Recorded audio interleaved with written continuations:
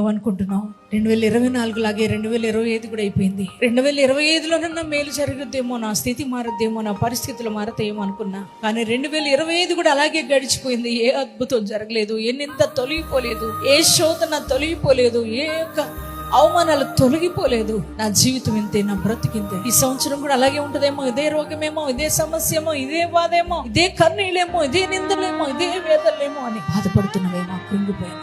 ప్రియ సహోదరి సహోదరుడు, దేవుడు ఎప్పుడు కూడా అలాగే ఉంచడు నీ పరిస్థితిని. అదే పోరాటంలో నిన్ను ఉంచడం, అదే కన్నీటి పరిస్థితులు నిన్ను ఉంచడం. నాన్న, నీ స్థితిగతులు మార్చాలని, నీ నిందలు కొట్టివేయాలని, నీ అవమానాలు తొలగించాలని నా దేవుడు ఆశిస్తున్న దేవుడై ఉన్నాడు.